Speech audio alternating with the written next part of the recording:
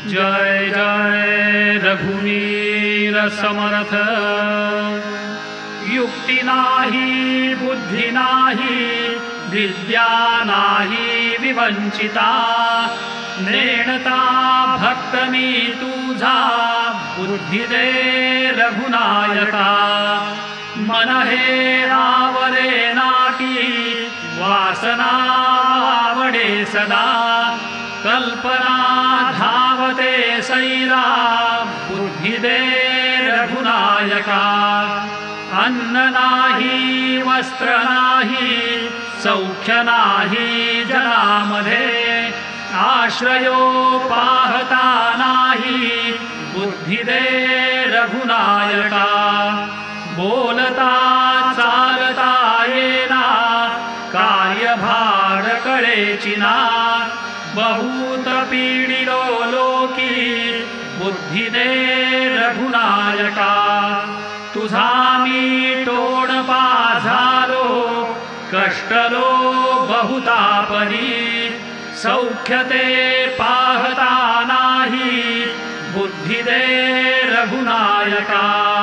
नेटके लिहिता येना वाचिता चुकतो सदा, अर्थ तो सांगता येना बुद्धी दे रघुनायका।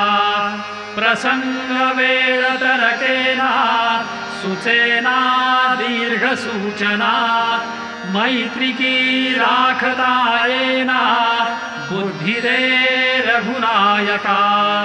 संसारी श्लाघ्यता नाही सर्वही लोक हासती, विसरू पडतो पोटी बुद्धी दे रघुनायका। चित्त दुष्टित होत आहे काळतंत्र कळेचिना, आळसू लागला पाठी बुद्धी दे रघुनायका। कळेना स्फूर्ती होईना आपदा लागली बहु, प्रत्यही पोट सोडीना बुद्धी दे रघुनायका।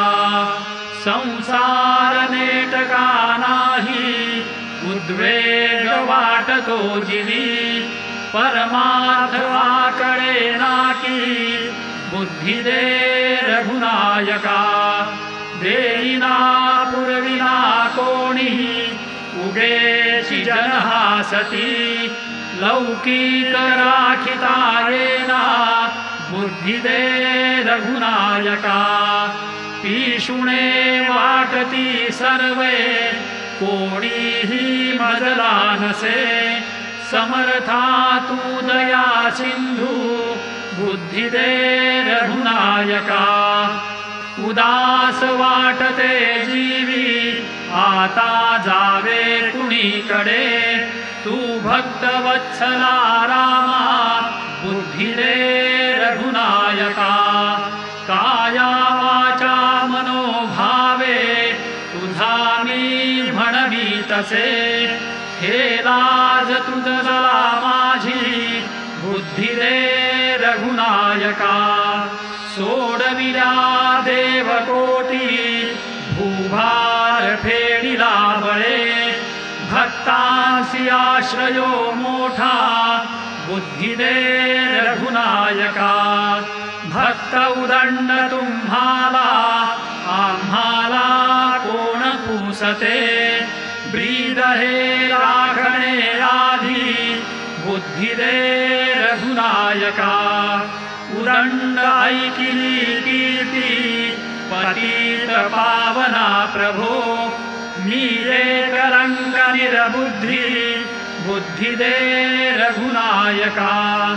आशा हे लागली मोठी दयाळू दया करी, आणि कनलगे काही बुद्धी दे रघुनायका। रामदास म्हणे माझा संसार तुझ लागला, संशयो वाटतो पोटी बुद्धी दे रघुनायका। जय जय रघुवीर समर्थ।